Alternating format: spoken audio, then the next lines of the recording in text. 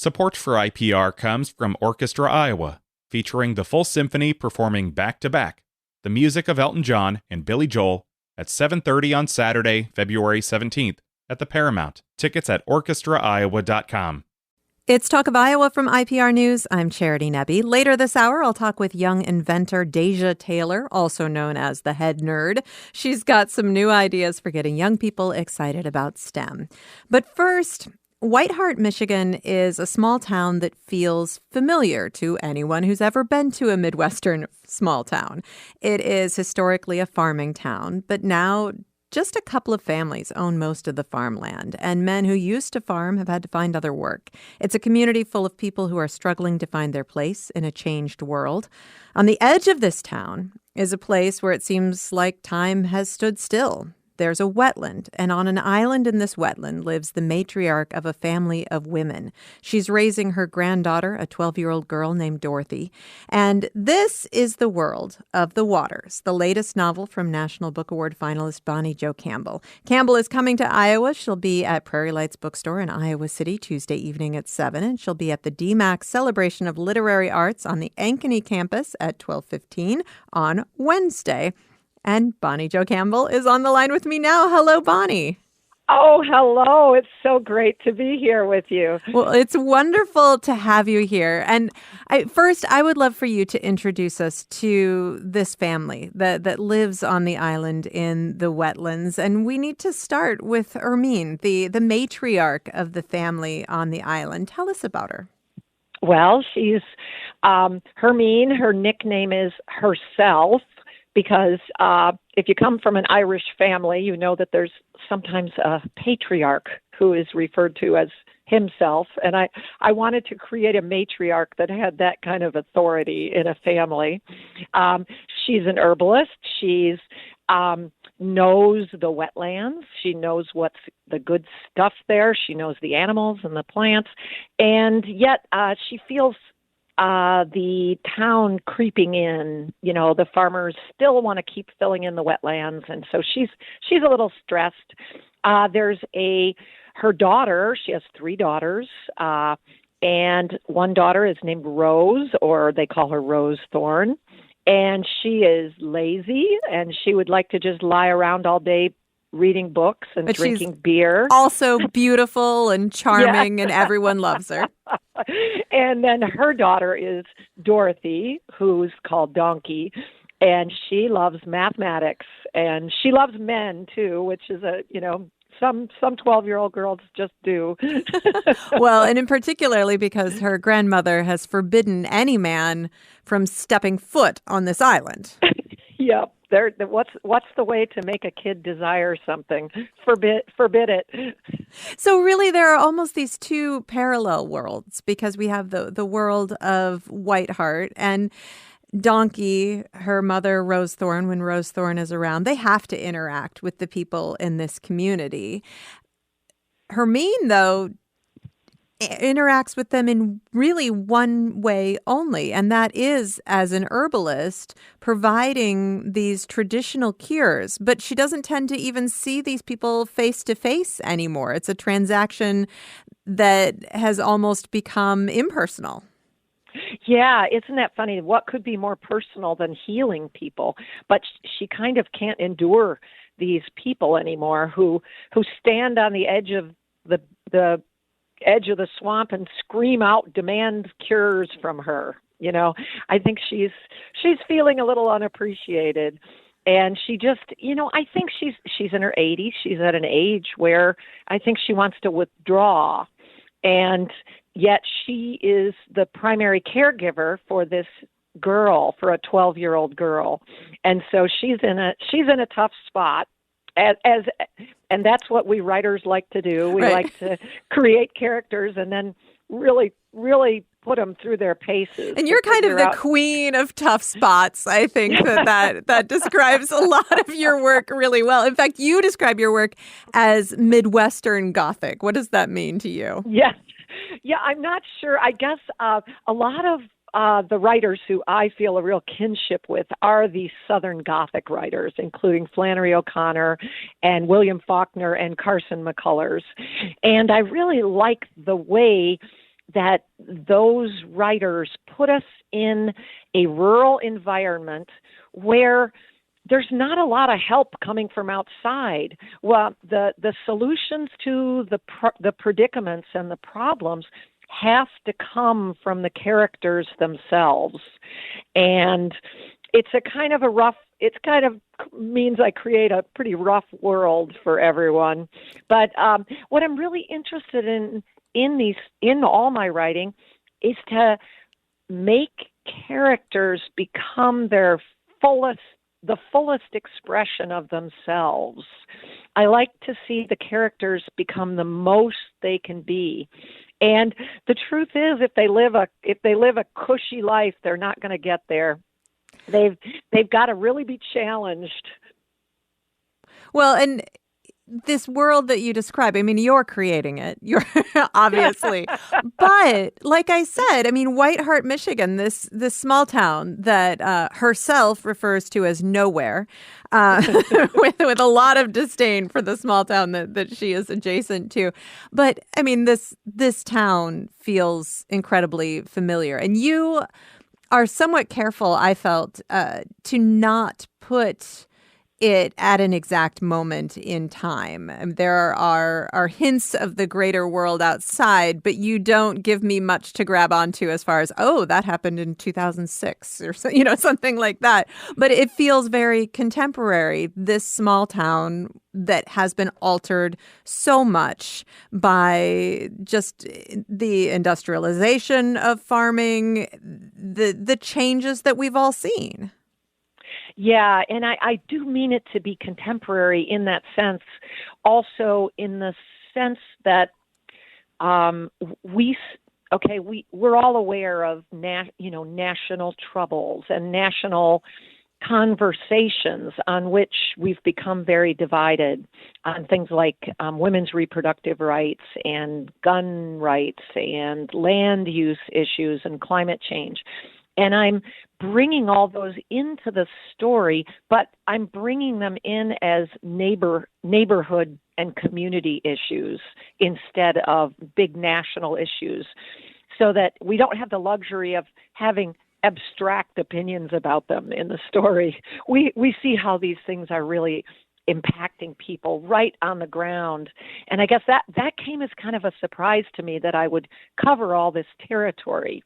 Yeah, you do cover a lot of territory. And now there is sort of this abstract idea that seems to come from the national conversation, if you want to call it that.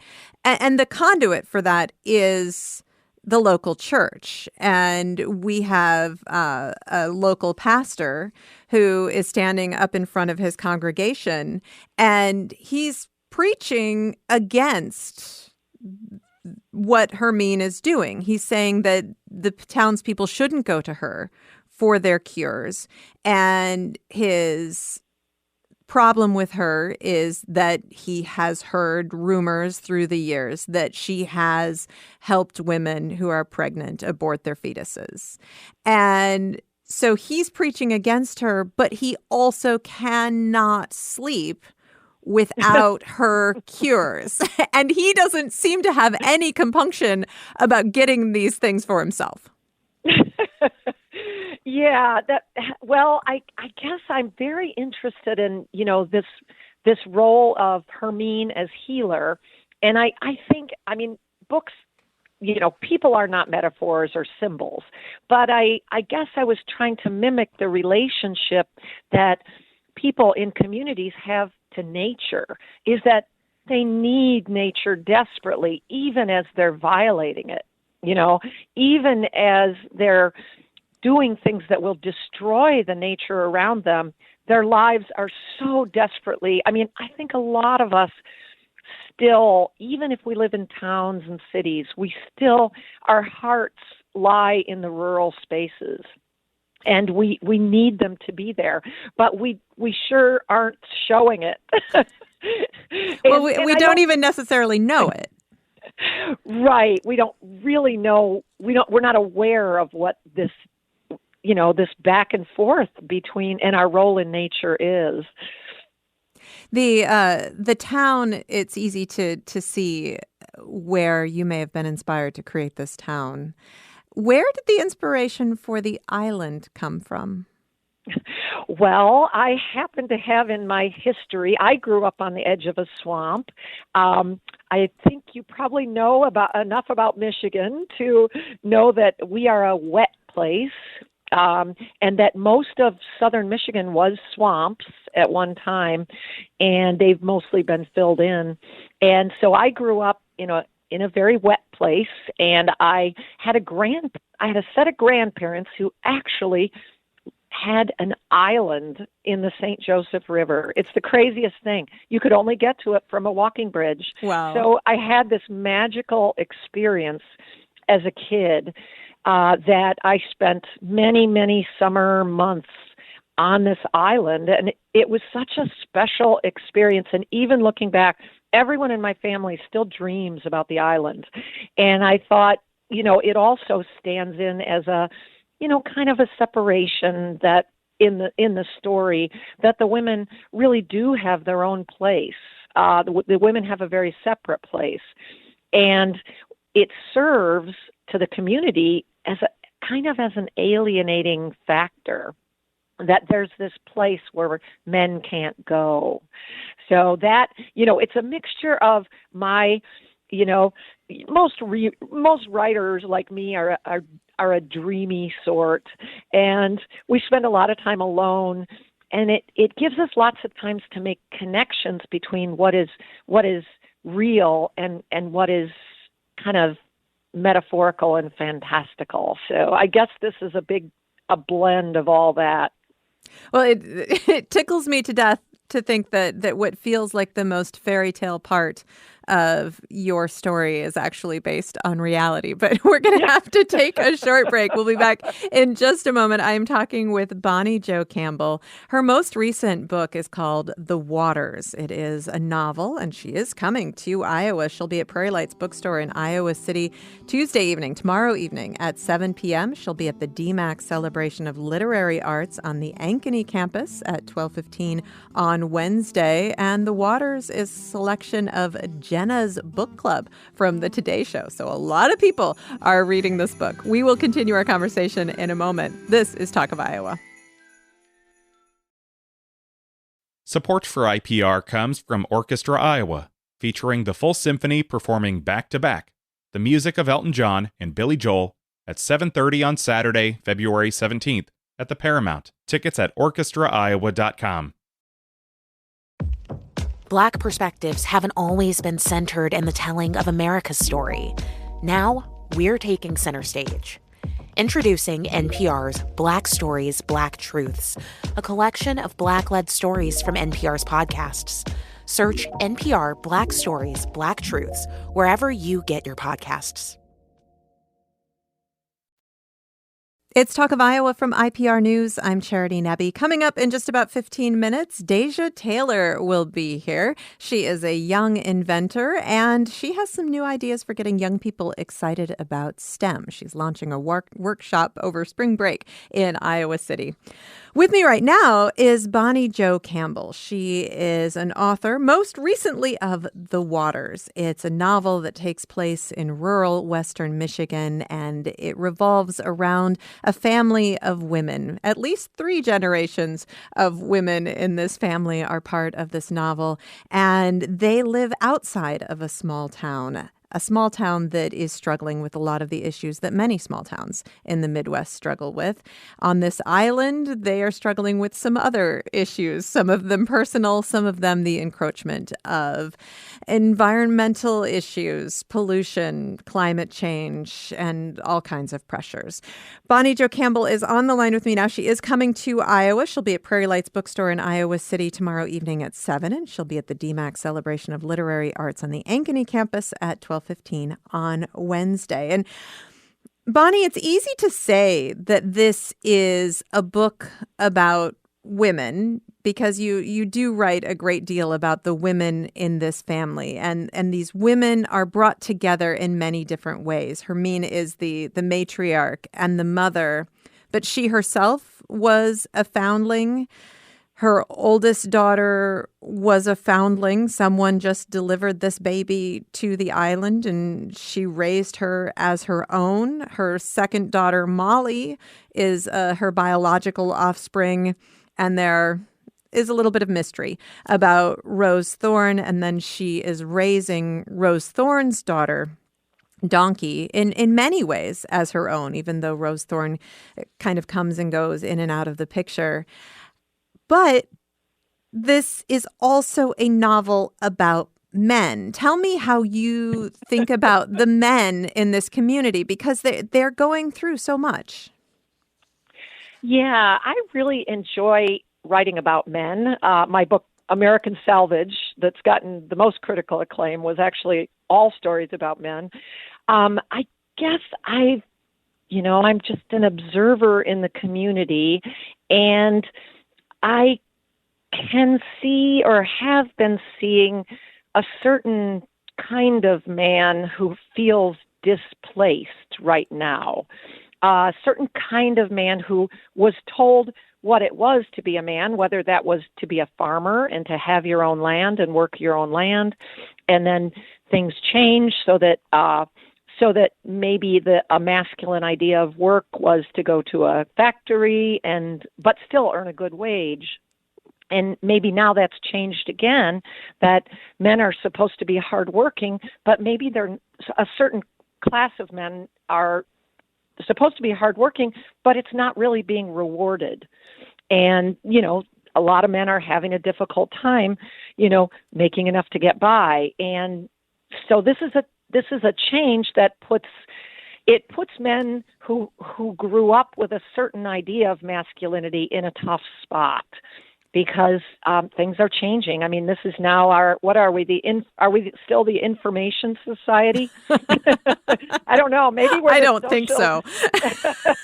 Yeah, I'm not. Yeah, or the disinformation society. Right. And so I'm very interested in why men become alienated, why working class men become alienated. And so this was a good place to explore that.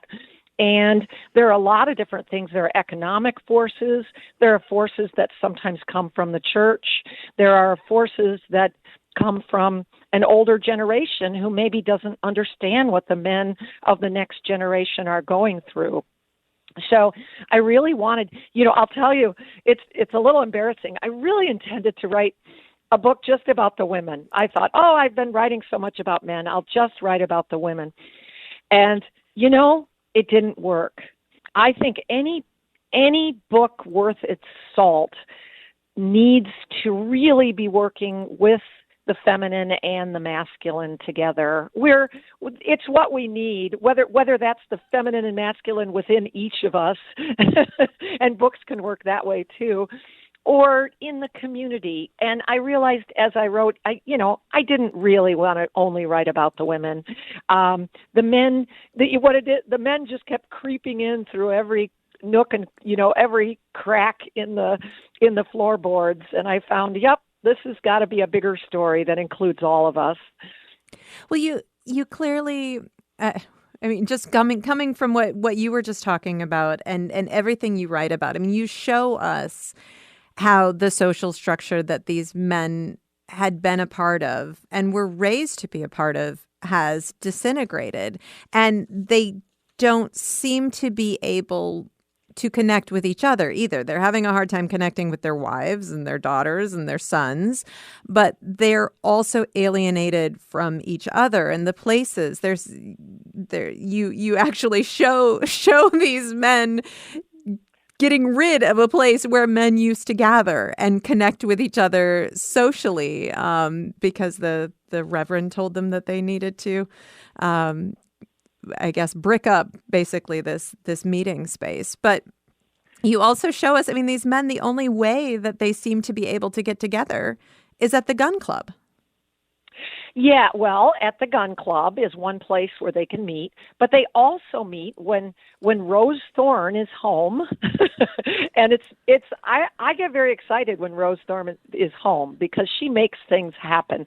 She really serves as a bridge between the island and the town because she really likes the people from the town.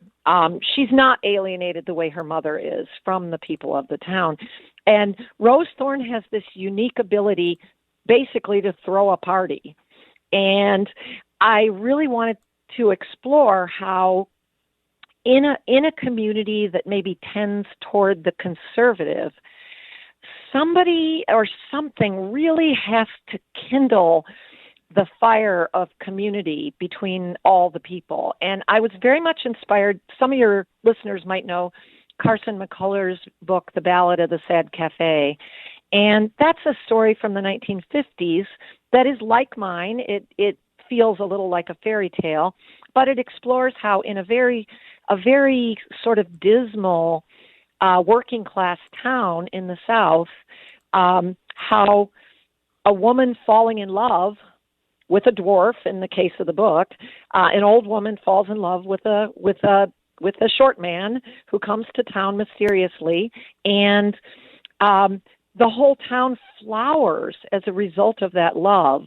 And at the very heart of this book, there was a time I was going to call this book a love story, and my editor wouldn't let me. But at the heart of the story, there is a love story. And the way that love works in this story is it makes people go beyond their comfort zone in order to even to enjoy their own love, and that would be, I don't think I'm giving too much away that Rose Thorne and Titus are the lovers. I think in order for their love to be full, it has to include the whole community. I can't explain why that is, why lovers can't really just run away and live alone. But a real love sort of has to embrace the community in my eyes to some degree. And so this love and then Rose Thorne's sort of easygoing nature allows the town to really start to enjoy itself and to enjoy one another. Rose Thorne is, she looks lazy. She looks like she's not doing anything, but she's actually performing an important social function. And she also serves a little bit as kind of a scapegoat, or because she's lazy and doesn't hold a job and runs off whenever she feels like it, people look down on her. And there's something to be said, like she actually creates a cohesiveness of the community by the act of people sort of projecting negative things on her, if that makes sense. So even though they're saying, mean things about her, they love to be around her. Well, and there's this beautiful community building moment, this act of service that does bring people together and gives us a little bit of hope for the future.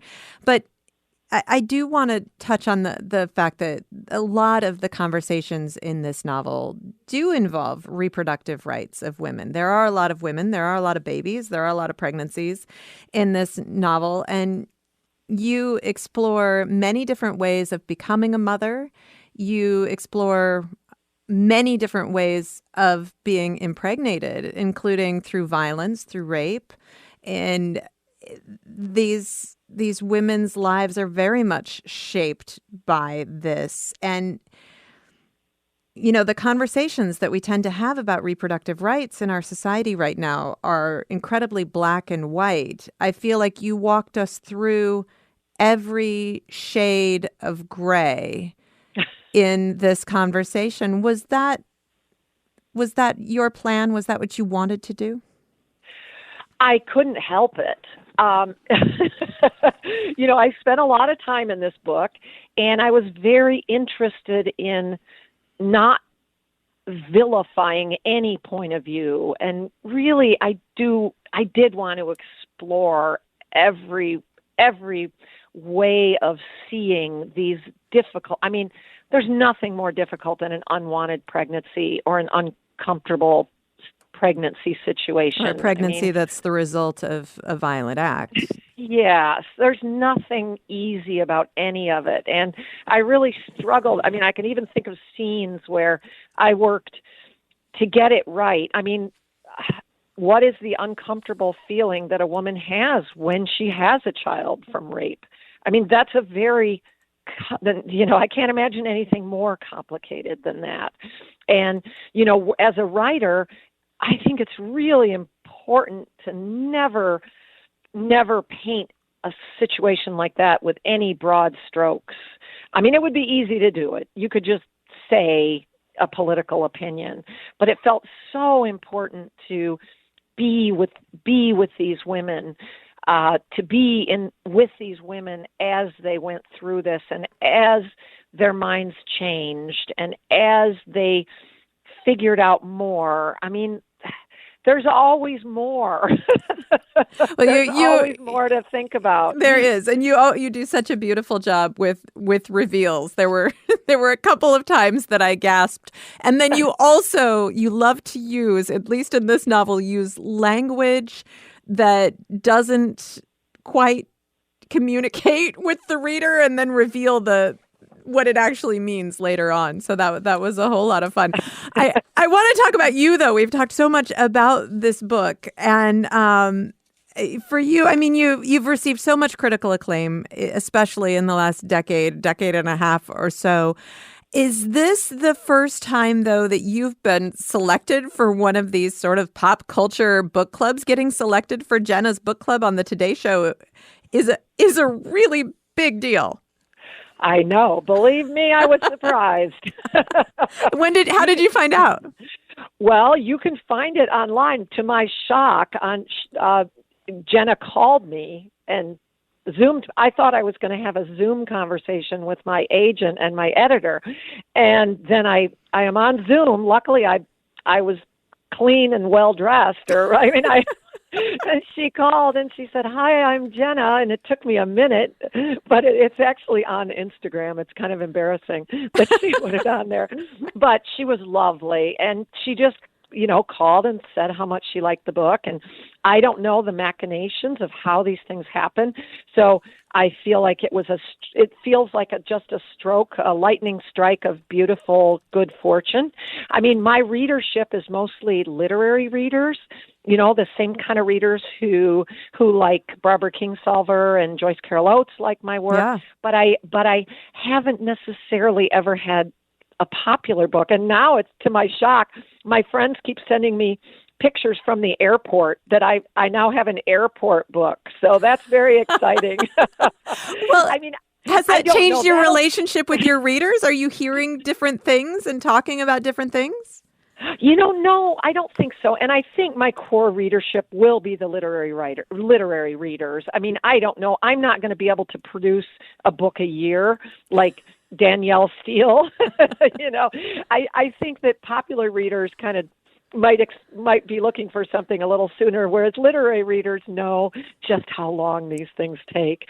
And I do still feel that that's why it's so important for me to visit bookstores like Prairie Lights, because I feel like those are my people. When I go in the bookstores and meet the booksellers and the people who are frequent flyers at the bookstore, that's really the real joy for me.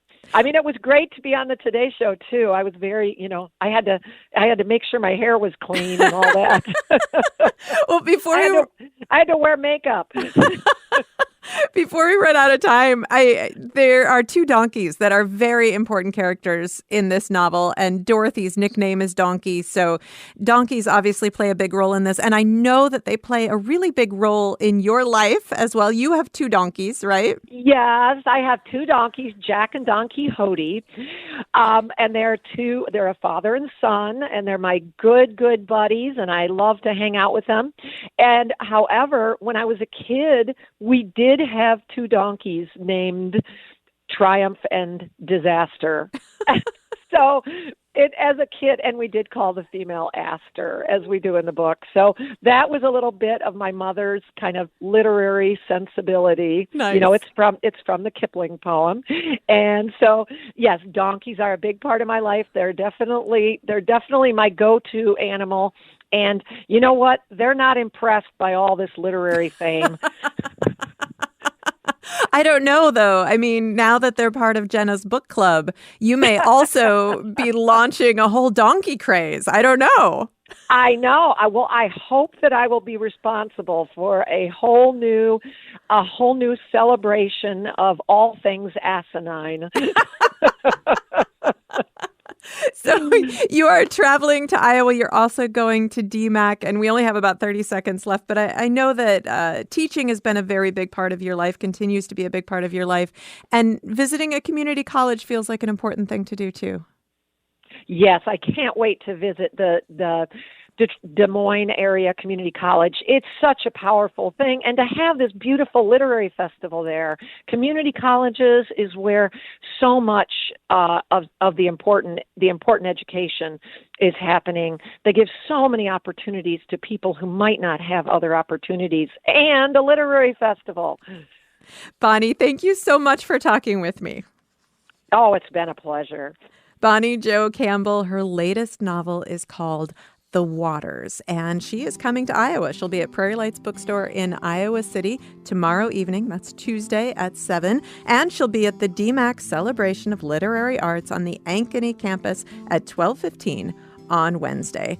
Coming up in just a moment, we'll check in with the head nerd, Deja Taylor. This is Talk of Iowa from IPR News.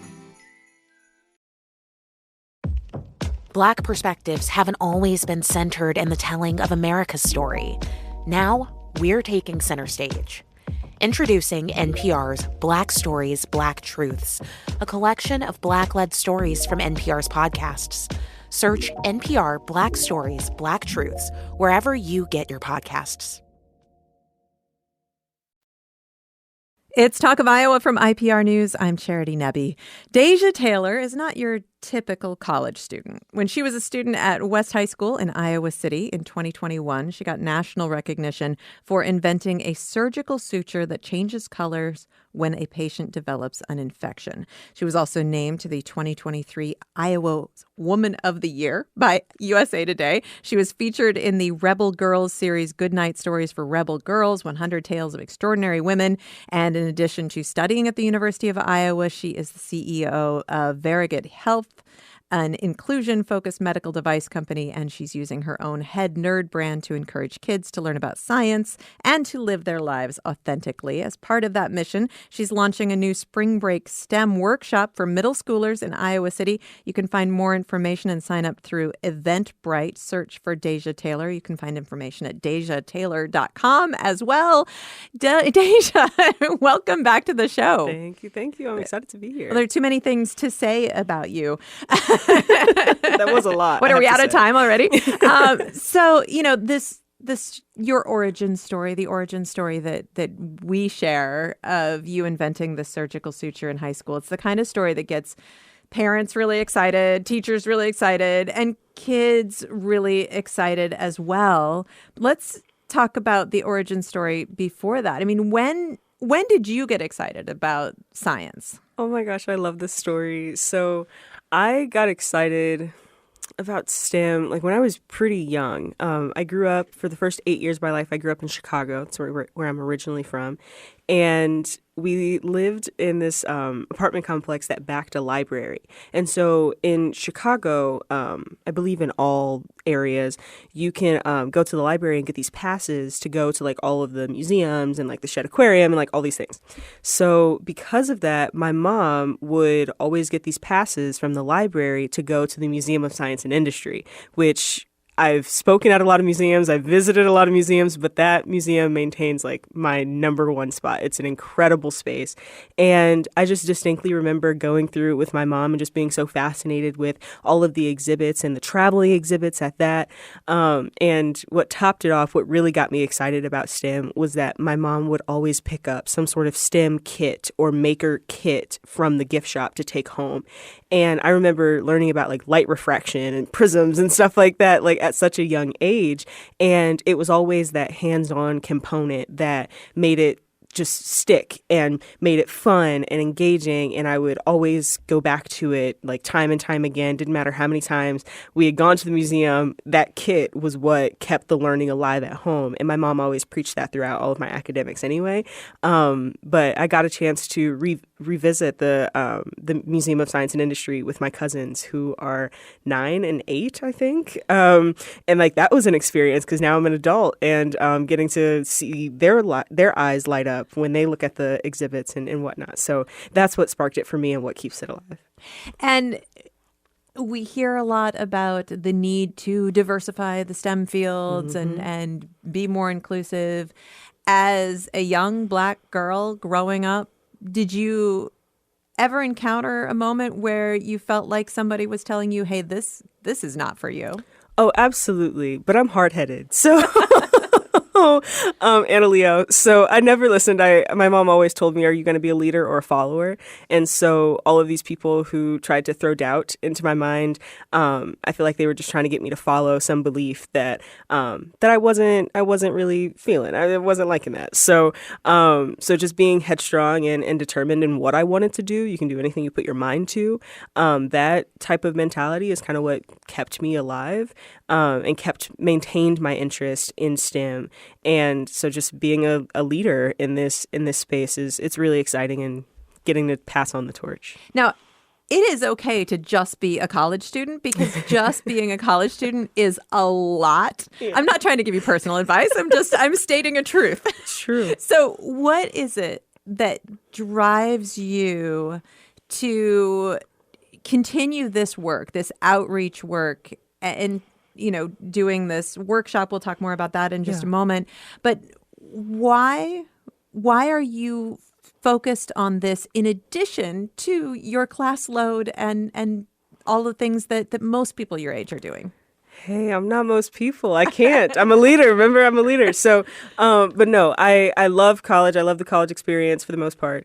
And that's really cool. But what I think a lot of people don't understand about me is that I was a recipient of this outreach. I have a lot of mentors, specifically within ICCSD, that supported me throughout my entire, I guess, 6th through 12th career, because I moved here in 6th grade. And I mean, those people really changed my life. When we really think about it, and one day I'll be able to discuss all the things, but there are several people I can think of off the top of my head that just gave me a shot and spent time with me and taught me things that I still use to this day, like restorative justice and how that shows up in all of my work.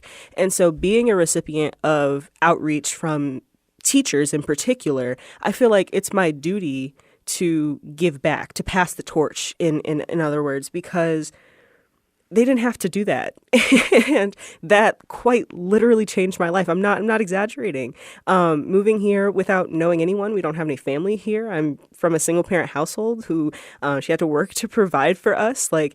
Those people changed my life, and to be given that opportunity and do nothing with it is a disservice to our community.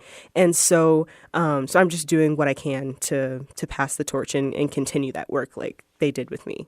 That's all. So this workshop that you're launching, it's coming up during spring break. There are 3 days. Students can participate in one day or all 3 days. But looking at your plans for it, I am struck by what you were talking about, by these fun kits, the things that really pulled you into STEM. It looks like you have tried to put together 3 days of the most fun and engaging things you could possibly do to get kids excited about STEM. 100%. Tell me about your vision. Oh my gosh. So my vision for this is just 3 action-packed days of very fun, unique STEM learning. My philosophy is that we should be learning without knowing that we're learning.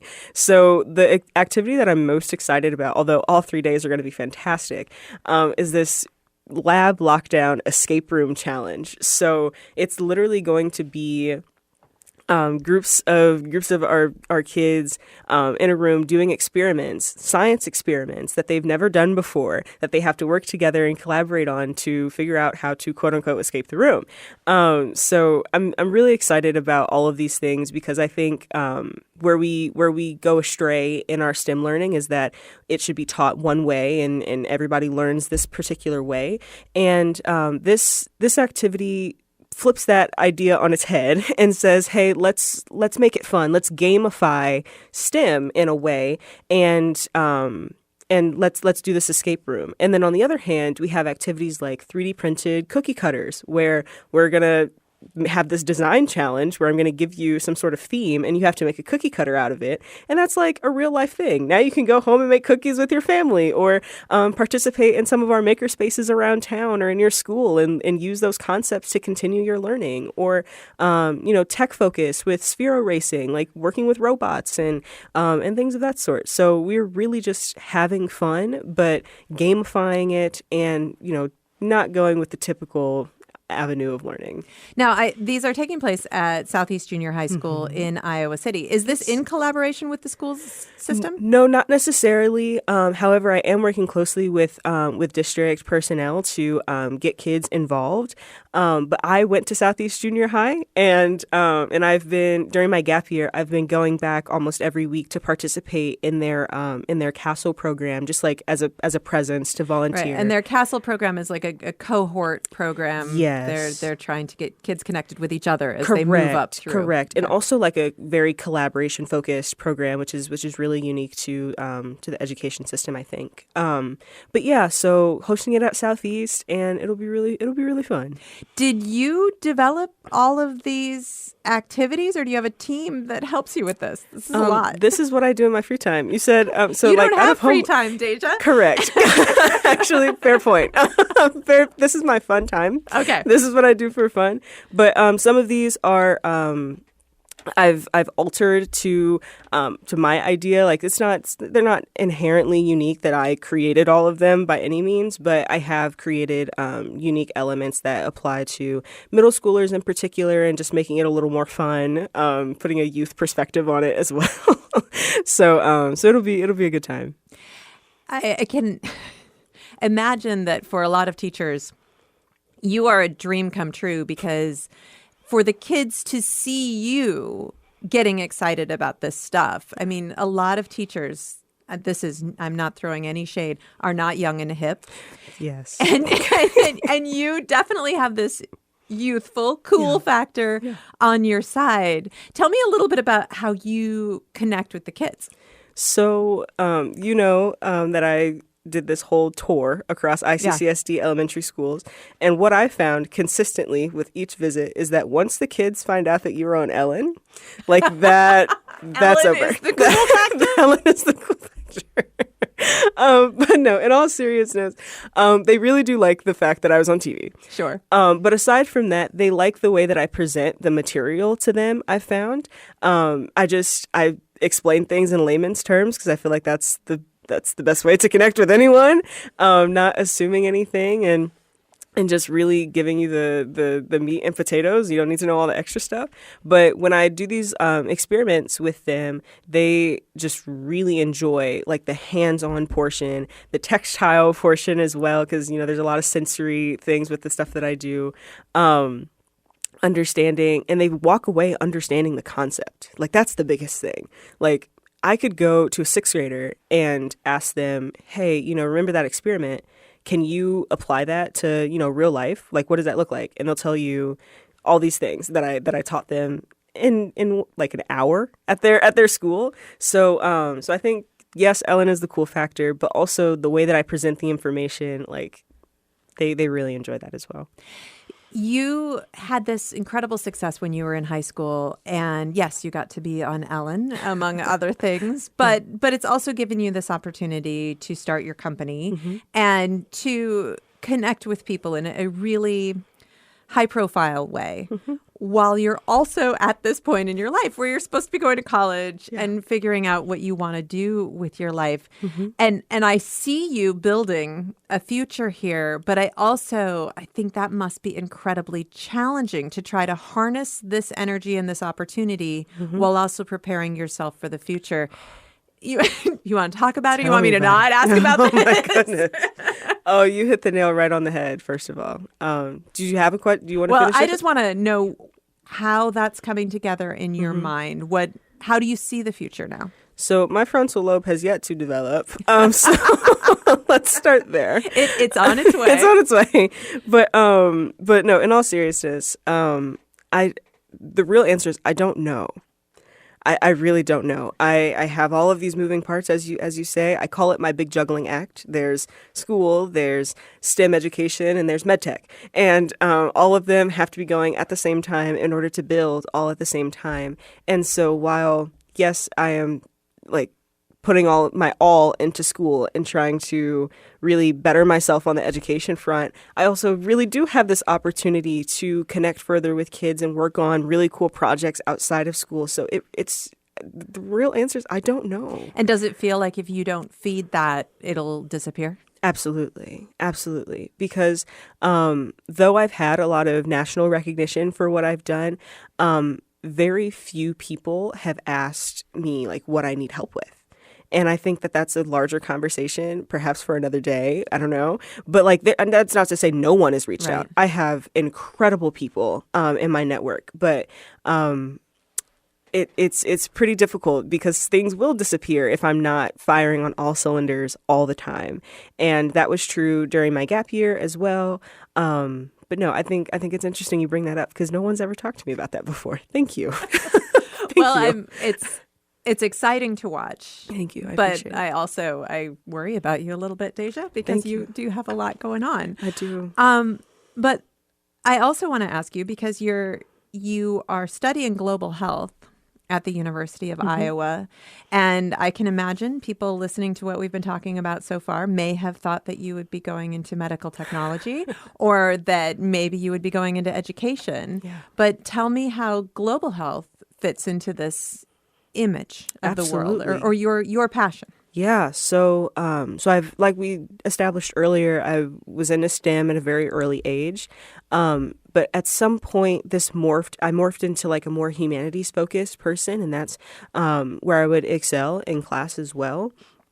And so I kept this dual interest all throughout like my entire life. And so, yes, I did science fair and I was really, really good at it, obviously.